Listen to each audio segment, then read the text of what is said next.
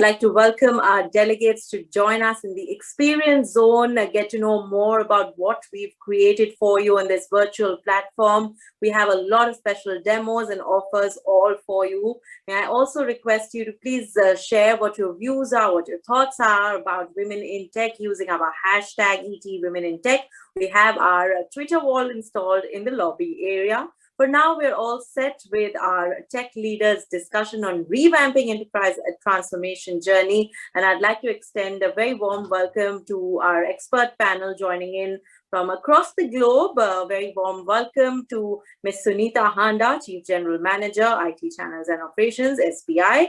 May I also welcome Ms. Annie Matthew, Chief Information Officer, Mother Dairy. A very warm welcome to Ms. Aruna Rao, Strategy Technology Advisor, Kotak Mahindra Bank. May I also present to you Ms. Shobhna P. Ravi, Chief of Information Technology, Innovation and Learning Officer, TAPE. A warm welcome to Ms. Vidya Rao, Chief Information Officer, Genpact. The session will be moderated by Ms. Gabrielle Chero, Chief Head of Marketing, Cloudera, APJ, joining us from Sydney. As I extend a warm welcome to our panel, I'd now like to hand over to our moderator. Over to you, Gabrielle. Thanks, Isha, and a warm welcome to all the fabulous women that are joining us today. We're so privileged to have you join us with such a wealth of talent to share your wisdom. So thank you for taking the time and sharing so openly. Like all women in senior leadership roles, all the women with us today bring both a female and a business executive perspective. So we'll try to touch on both of those individually and where they come together. So first, I'd like to ask you to share a little bit of your journey. Aruna, as a senior leader who drives digital transformation, specifically to deliver competitive advantage, what was the biggest event in your career that got you where you are today?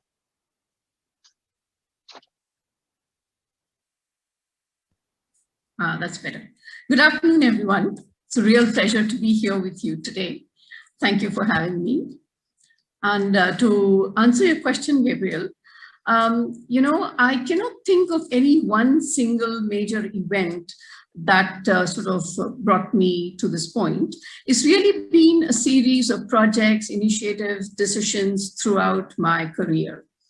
And at any point in time, any project that I was doing became the most critical one, the most important one. I tended to give it my full focus. And when that was done, the next project became the most important. So really that was key for me. I realized that there was no good and easy project that's going to make me shine somewhere. Because, an easy project, if not managed properly, can throw up some pretty bad surprises. And on the other hand, there was no bad or tough projects, because even situations which have a lot of risks, a lot of unknowns, if worked through carefully, could actually, execute very successfully and give a whole lot of satisfaction.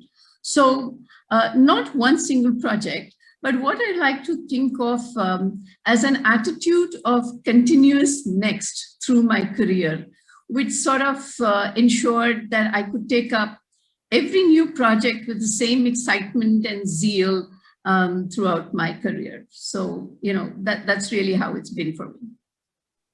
I love continuous next. It's such a positive, forward-looking, way to approach things. Thank you for sharing.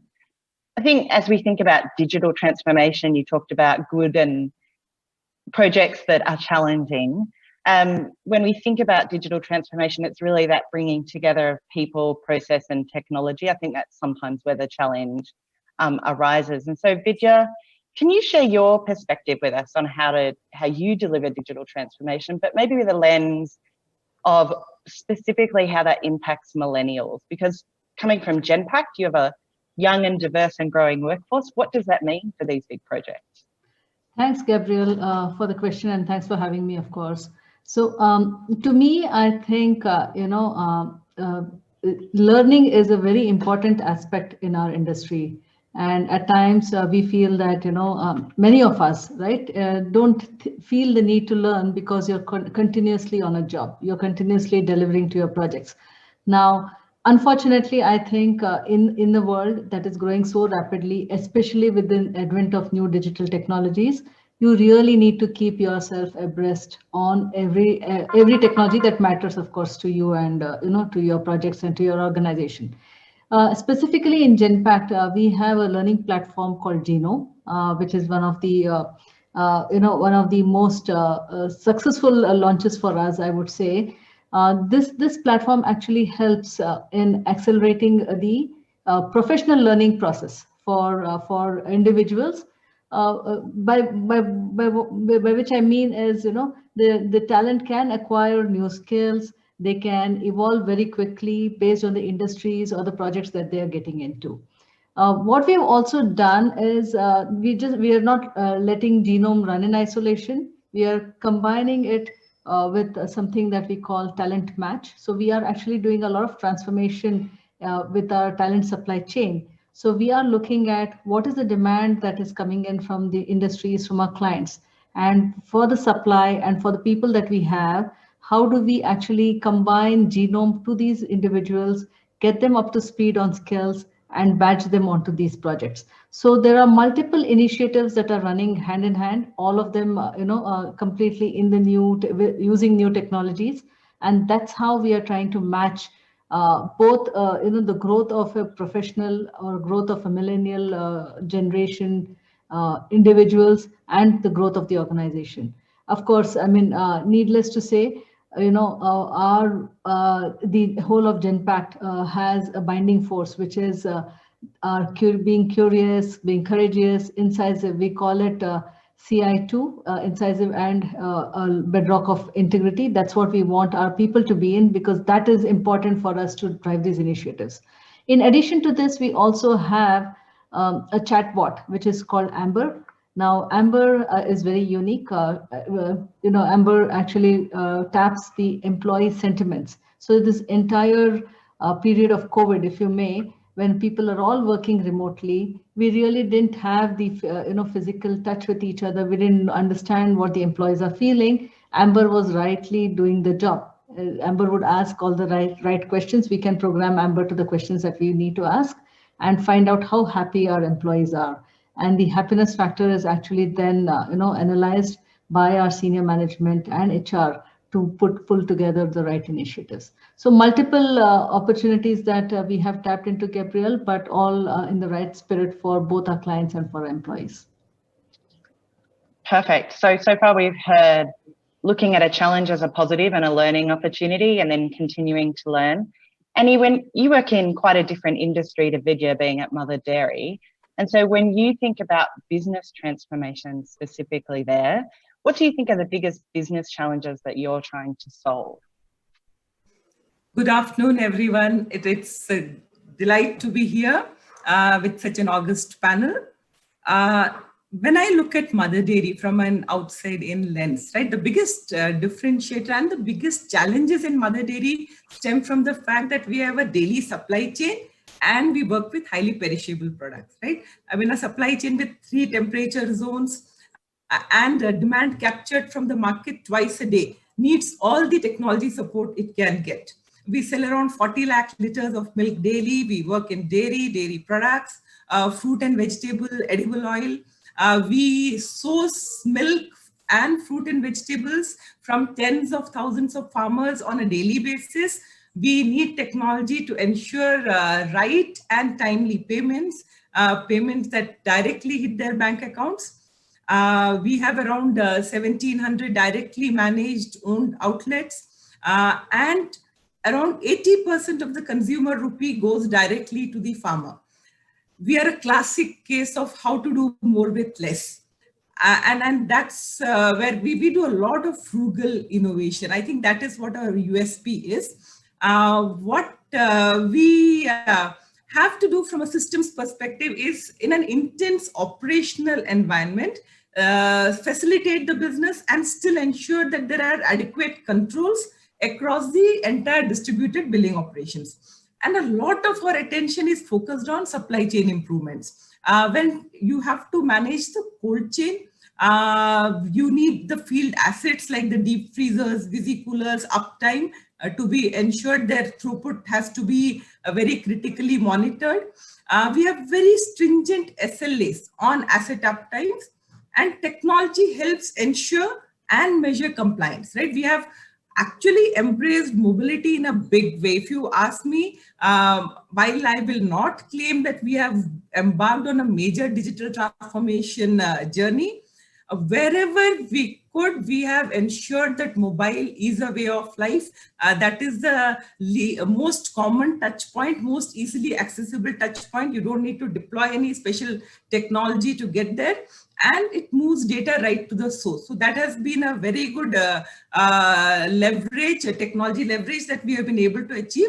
And the second aspect which we have been working is on automation. Wherever there is an automation opportunity, we have tried to automate it using RPA or whatever scripting or whatever we could use to automate the processes.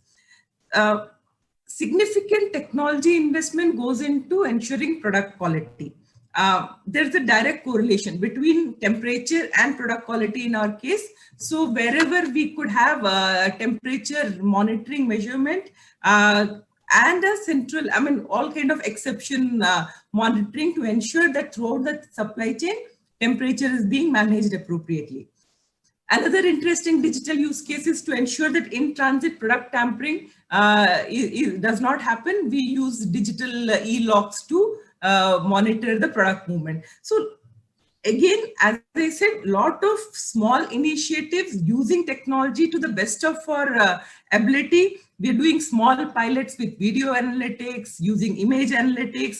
We're trying to do a project right now to read power bills because when we have 1,700 outlets, that's a lot of power bills to bring into the system manually. So we're doing some initiatives around that. So one of the reasons for doing this is while we have an ambition to do a major digital transformation, some of these small successes hopefully will get us into the major transformation piece. Yeah, I think often those frugal and small projects can have really big impacts on a business. And when I think about the way you described it, I think those lessons actually can be put into place with vaccine, transportation across India. And so it's been a really unusual year, the last year, more expected, I think, than any of us. If you think about, disaster plans, this was never in mine, at least I'm sure for you also.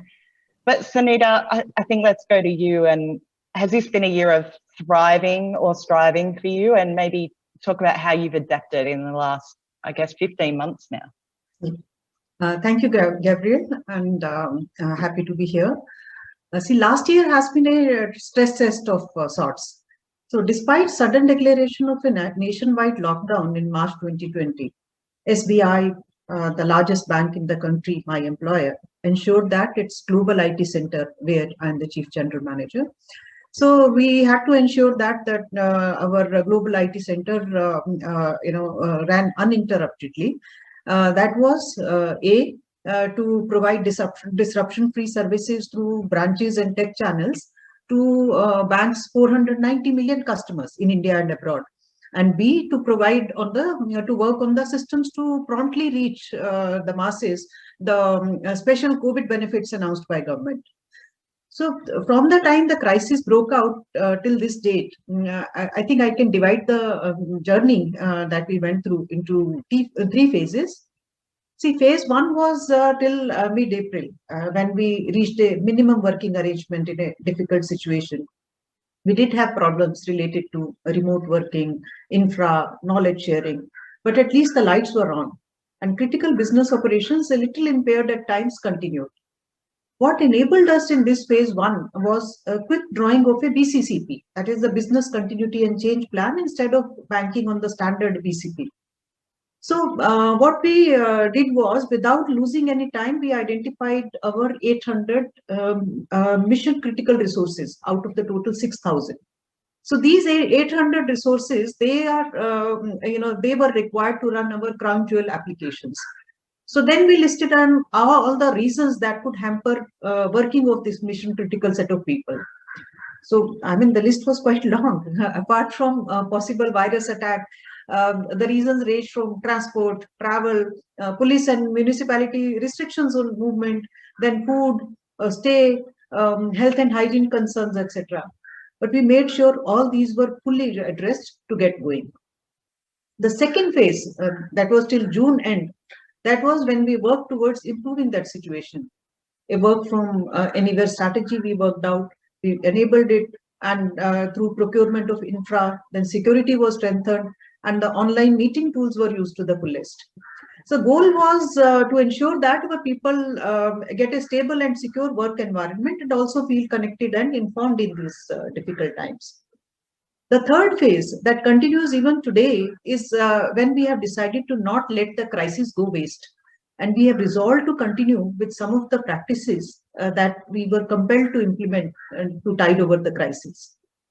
So they range from work from anywhere, to stronger data security practices, from logistics to guaranteeing high speed and affordable internet to our people, and many more.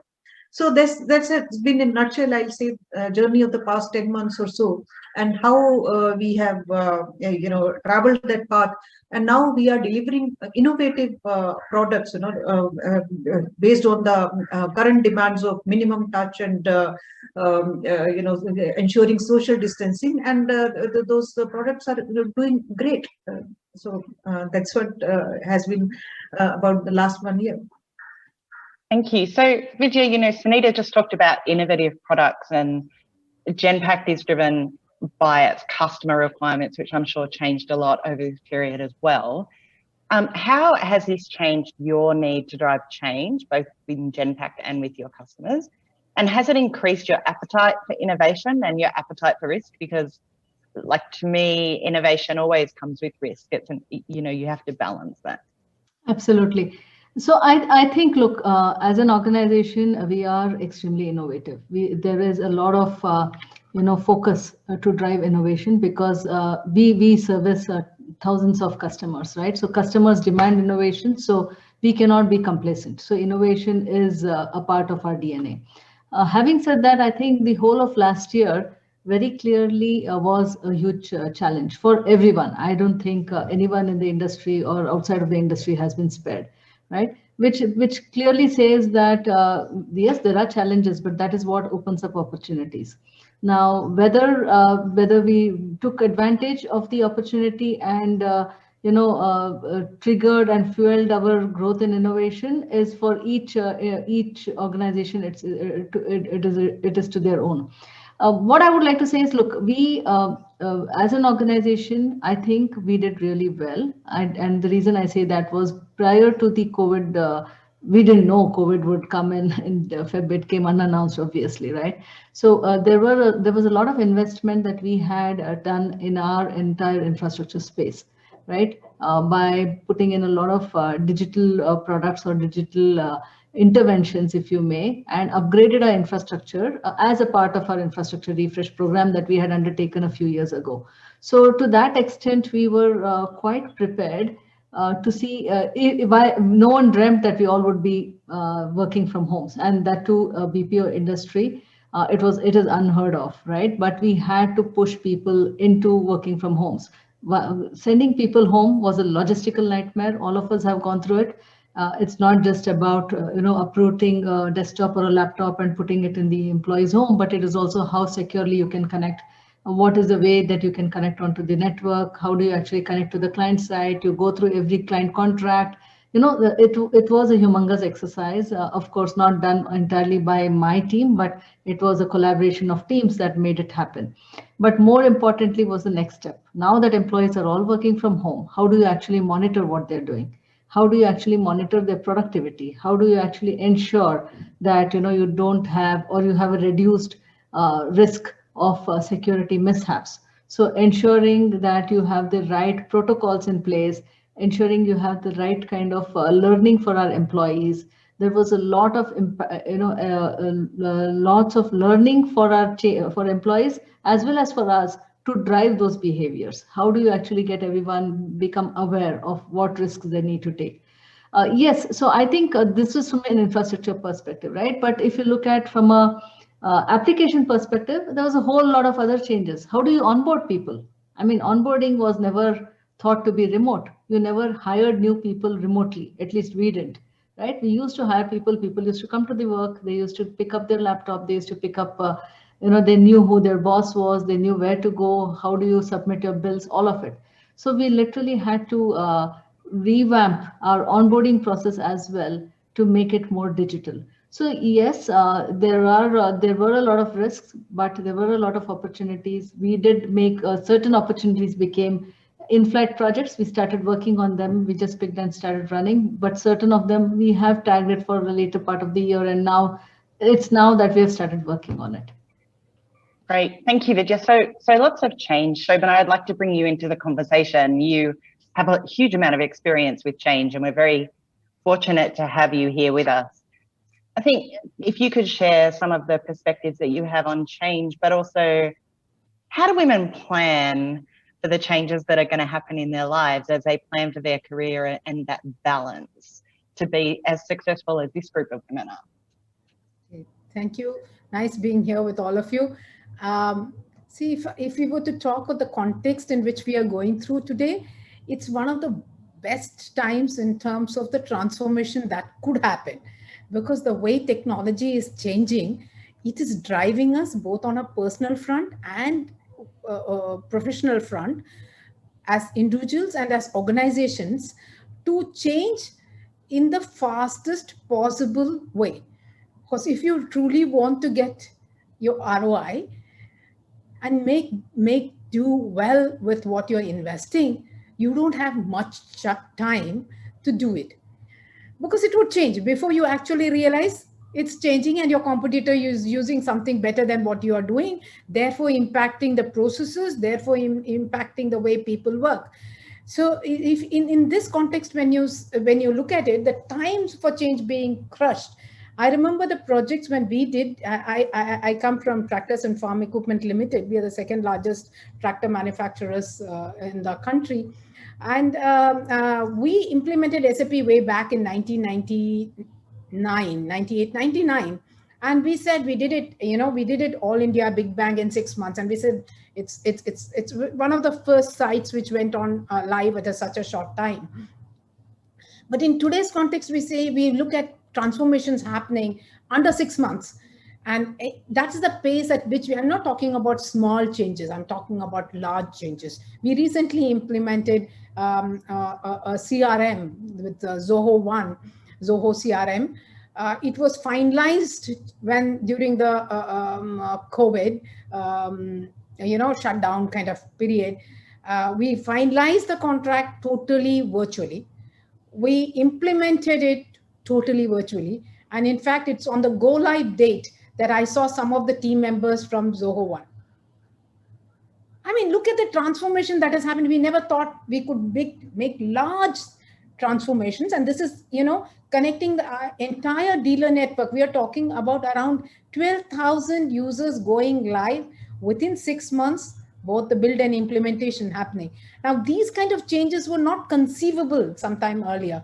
Now, coming to the thing in terms of it provides a great opportunity how we could reimagine in the current context, the transformation that we can bring into the enterprise and change the entire landscape of the organization to be ready for the digital transformation or jump into the digital transformation on the large journeys. So this is the context. And in TAFE's context, in the last 1 year, I think in my career, this has been the most challenging time when we have actually revamped almost all our landscapes.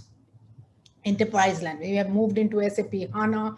We have moved on our new product introduction product of Windchill into a newer platform. The upgraded platform of Windchill, and moved into a CRM product, and every other thing we have thought of a refresh into the digital journey. Now, coming to the second question, Gabriel, that you asked about women, I think women can use this opportunity actually in the current context to be able to contribute and grow in this digital transformational journey that organizations are going through in a very, very solid manner. It is important that because women are multitasking, are by default, are able to cope with multiple things. So while you do with multiple things, this is one of the core, if you are choosing your career to be one of your priorities, certain things become very important in that. It is a choice. Every woman would make this choice at differently at different phases of life, right? But if you're in the phase that career is an important part of yours, and this is one of the finest moments that you can contribute. And I would say there are three things I essentially that I would say is very important is to have aspiration. Most of the time, women, though they are serious about the career, they do not aspire to be playing a larger role. They like doing what they look at promotions, they look at, okay, I get a hike in salary, etc. But that's not enough. Aspire to get into a bigger role, which will help you contribute in changing processes, simplifying, transforming, etc. Because by default, women have that in them to be able to do change management naturally. I firmly believe that it comes to women much more natural than to men because they are forced into different situations. Second most important thing than having an aspiration is actually making choices. When choices come, it doesn't come naturally as always don't wait the organization to give you something, right? It might, as Vidya was saying, the organization has so many things put in place in terms of reskilling you, etc., etc. But there's something about you that you want to grab the opportunities that are there, volunteer to do, discover, create, reimagine, come up with ideas and say, I want this opportunity to make this happen, big and small. I think there women invariably shy away. They have it all, but they might not come and offer themselves that I would like to use this opportunity, or assert themselves in saying that there's something which I am capable of, I can do it.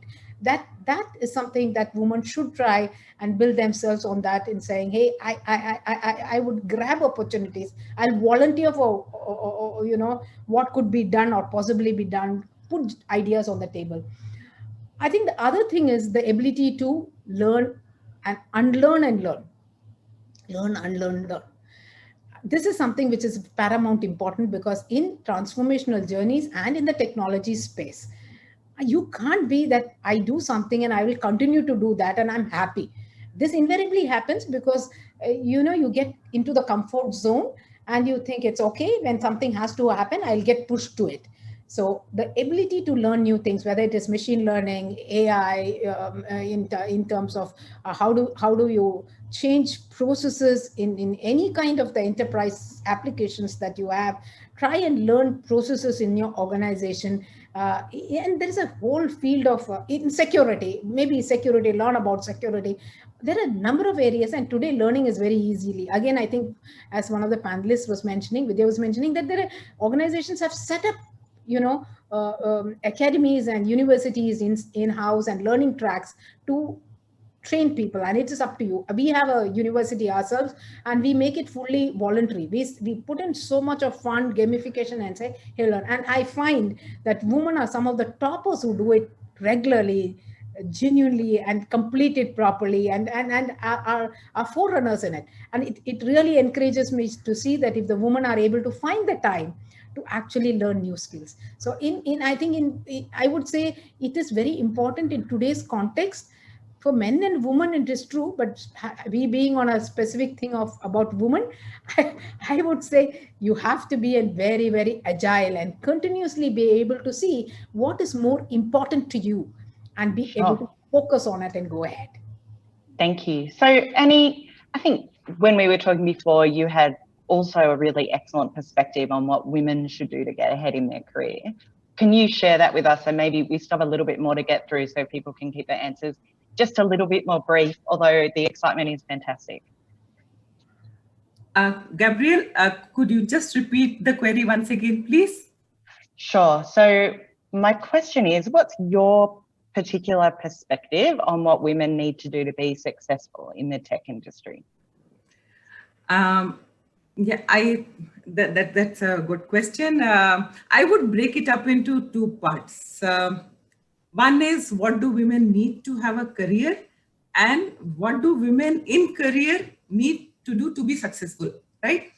I've always believed, and that's a normal assumption, that extraordinary efforts should yield great results and lead to an extraordinary career. However, for women, what I have noticed is that extraordinary efforts are needed to have a career at all, especially if you have a child. The temptation to give up is very strong. So my advice to women in that phase of their career is, please have a goal, keep your focus on that goal, get through the first few years, and then the ride becomes easier. And most importantly, your choice to work or not to work, be unapologetic about it. Let nobody else dictate to you or decide that for you. The second thing about women having a career, I thought in today's WFH times, it will open up more opportunities to women. I used to notice, especially in the defense services, so many qualified wives, wives who had very good qualifications but could not have a career, because there's not much you can do when you are posted in places like Jaisalmer or Kurseong. Or so remote working really has a potential to transform so many lives, and women need to grab those opportunities and step up. That's in the land of the Bhagavad Gita. I don't think I would claim to know what it takes to be successful or what is success itself.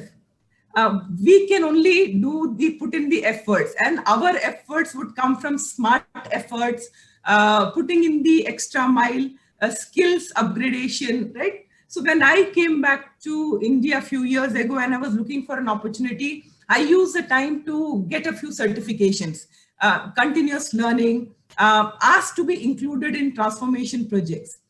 I think my biggest learning was work for an organization whose purpose matches with what you want to do in life. When you're faced with a lifetime of guilt as a working mother, you need powerful motivations, right, to counter that guilt. When you're worrying about the psychological impact of what being an absentee mother is going to do to your child, I mean, I think people stop short of telling you that Jack the Ripper had a working mother kind of thing, right? You're worried about every possible impact. It is important to feel that what you're doing is making a difference. Demand parity, raise your hand, don't expect to be treated differently. While some perks like flexi hours or work from home are acceptable, be counted, ensure your contribution is 200%. I sometimes see male colleagues being, less demanding of their female subordinates. I don't think they should shortchange them. They should give them challenges to handle equally. They also need to learn and grow. Some of the other areas, one is be assertive. Even if people call you aggressive, you are choosing to do twice the number of things which other men are, right? You have to take care of your family, your work, everything. It is natural that you are impatient, you are restless, you have to do more in the time you have. Be demanding. I mean, please don't alienate people around you, but do whatever is required to get the work done to make things happen. And be passionate. To me, a lot of people feel that should you care too much? Do you bring emotion into your work? I find that unless you're passionate and connected with what you're doing, it is difficult to make a difference. So even if people feel that you care too much, it is good to care too much. Only then you can make a difference. And I think in this group, we've seen real passion in the way that people are talking about their careers and their companies today, which is fantastic, especially seeing it in women. So McKinsey has done a study that says organizations that found organizations in the top quartile for gender diversity were 15% more likely to have returns above the industry mean. And Aruna, why do you personally think this is happening? And do you think it's related to that passion that Annie was talking about? Aruna, you're mute. Yeah, I was on mute, now I'm back. Okay. So yes, Gabriel, passion, but also different talents and skills. I think different people bring different talents to the table. And often women bring different kinds of skills. For example, I think a woman who has some problems are more likely to talk it through completely to get to a good solution. And women, as Annie said, have so many things to sort of balance on the home and the office front that they really tend to be good at organizing things. So women bring different skills to a table. And when you have a group which is gender balanced, I think you end up getting a very good mix of skills. And therefore, as a group, the team tends to perform better. And I think that could explain some of what you said about the earnings. I think actually researchers have a term for it. I've heard it called collective intelligence. And a group that has got a good gender balance is going to have a higher collective intelligence and therefore perform better. And you earlier said, you pointed out when you started, that only about 25% of the technology workforce in India consists of women. But if you look at the number of people joining the STEM education line, we see that about 43% of them are women. So really there is a bigger talent pool that we could tap to bring in these women into the organizations. And now, with the understanding of some of these studies and the idea of collective intelligence, we see that there is actually a very hard-nosed, practical reason that's grounded in real financial performance to have a better gender balance in organizations. So what we have seen, what I have seen and what we have seen at Kotak is really that you do not have to provide any special opportunities to women, just equal opportunities. Make sure that each role and each assignment is equally available to all people. And that's what I've seen being done at Kotak, which allows you to have more women joining into the workforce, and the people who come in continue to stay. The women stay. They stay in the workforce and they stay in the organization because they see that they have access to these kind of opportunities. And I think that's what we have to keep in mind. That's the target that we have to keep in mind when we go out and recruit talent for the firm. Thanks, Aruna. So before Shobana talked about women being aspirational and you're talking about women seizing opportunities, I used to work for a CEO, Mary McDowell, who said the way to become a female CEO is to take the jobs that no men want and achieve really well at them, and then you will grow your career. So Vijay, you've had a lot of experience with multinational companies as well as Indian companies. What's your perspective on Mary's comment? That's a funny comment, but maybe it's true. Maybe it's true because I think women, I don't like to call it a breed, but I'll call it a breed, right? We don't say no easily, especially when it is in a workplace. You can test it. You can ask a man to do a job. You can ask a woman to do a job, the same job, same experience. If the man doesn't want to do it, they will be very forthcoming and say, no, this is not something I want to pick up. And the women accepts the offer far more easily, right? With much less resistance, I think. And maybe that can be a secret sauce to their success. I mean, because there are jobs that are available. There are jobs that people don't want to do. There are opportunities that you can make out of those jobs. But that doesn't mean that the woman is no good, or that doesn't mean that the job is not meant to be done equally by a man or a woman, right? It is a level playing field. Unfortunately, that is one of the ways women can reach the top. But I must say that is not the only way to reach the top. That's not the only way to make a career, right? It may be one of the avenues. All my peer panelists who are just speaking, everybody had a point, right? I heard Shobana saying that learn to grab an opportunity, learn to take an opportunity when it comes. And recently, if you not recently, of course, Sheryl Sandberg's book, Lean, and she very clearly says, if you're offered a seat in a rocket ship, what do? Just grab it. Don't let it go. And that is what I think opportunities are meant for. So while you have to give it a thought, you need to deliberate. Is this going in the right direction for me? But don't just let an opportunity like getting a seat inside the rocket ship. You don't say no to them. They don't come many times your way. So I think recognizing where you want to be. Don't make elaborate plans. That's my mantra. I don't make a 5-year plan or a 3-year plan. Mine are all short-term plans because I don't think time is in our control. You never know what happens. No one knew COVID could come and all of us would be at homes, right? And talking on a forum like this, sitting in the comfort of our own homes was unheard about, right? So I think, don't wait for the right opportunity. If the opportunity is right, pick it and go with it. That is probably what will lead you to success. Thank you. So we don't have many minutes left, but I do want to ask just a few more questions, if you can keep your answers brief. So Shobana, everyone talked about saying yes, which is great, but that can often bring its own stresses. How do you find balance? Because in your life, yoga and spiritualism is very important to you, I believe. Okay, thank you. I think stress is a natural part of life. Sometimes it helps us to do our job better, do whatever we take. But if it is a little more than what one can take, everybody's threshold is different. It can affect us physically, mentally, emotionally, and not just us, all the people around us, our families, our subordinates, everybody, probably sometimes even the bosses.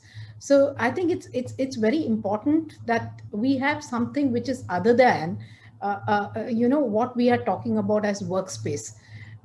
So it becomes, and as women, we go through different phases. Sometimes, as Annie was mentioning, it is your child. Sometimes this is only a matter of time before you get married. It's different, even if you don't get married, but different phases. You have different people in your life to whom you would like to give the attention, and they will compete with the time that you would like to put into work, and you need to prioritize what is important. So it might be children, after some time it's your parents, or it can be your in-laws, and you have to make strong choices about what you would like to focus on, and that causes its own stress. That's one part of it. The other part of it is competition at work, with peers, with seniors, with everybody, the growth path that somebody has.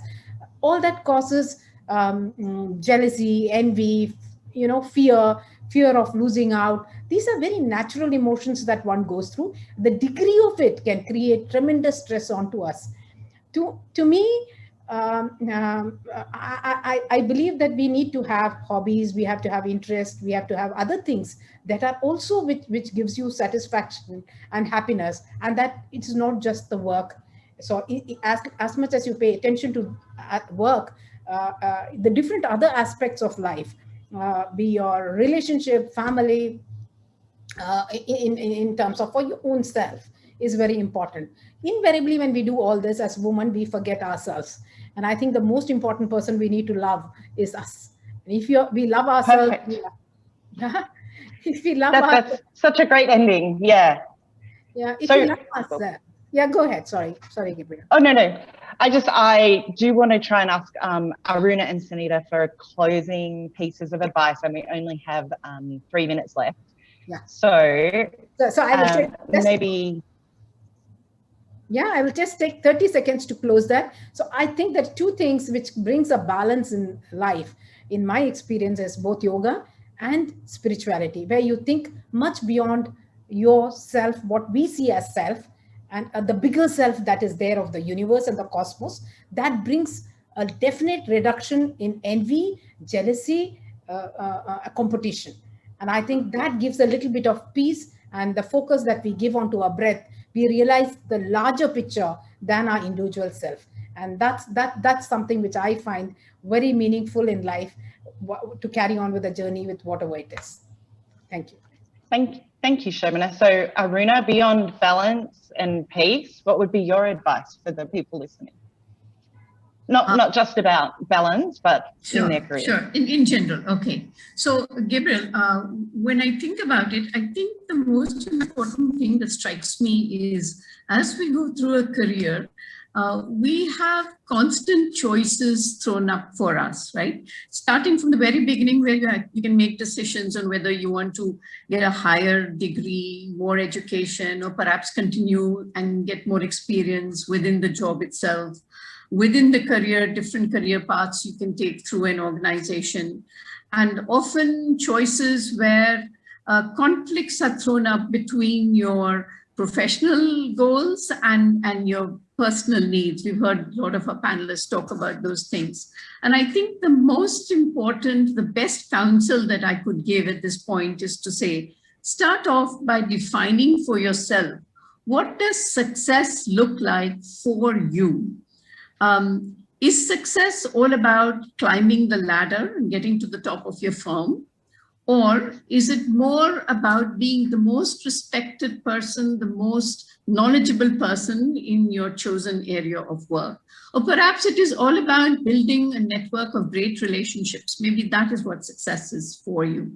So I think first you have to develop this idea of what is success, do it very thoughtfully.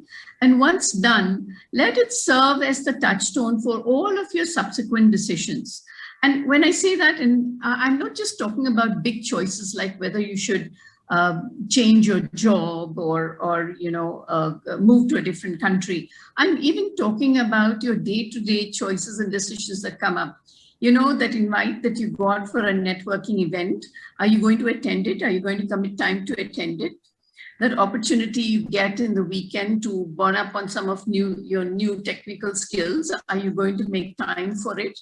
Well, let your pre-decided set of criteria guide you in that decision making. Don't constantly rethink yourself. Now, I don't mean that you don't ever evaluate what is success for yourself. Life does have this tendency through up events where what is important to you takes a completely different shift, in which case, rethink your goals, redo your roadmap, and then go according to that. Be at peace with what you have decided. Don't constantly keep thinking and doubting yourself. I think it's the best counsel that I could give you, Gabriel. Thank you, Aruna. I think it's very wise counsel. And Sunita, your wise counsel? Yeah. See, first and foremost, I'll advise aspiring women that keep on upskilling yourself on continuous basis. If you are from STEM field, upskill yourself for the next level. And if you are non-STEM, be a constant learner of technology, because technology is going to be the enabler everywhere. On the leadership front, my advice will be, do not try to be a man to be successful. Have your own style of management.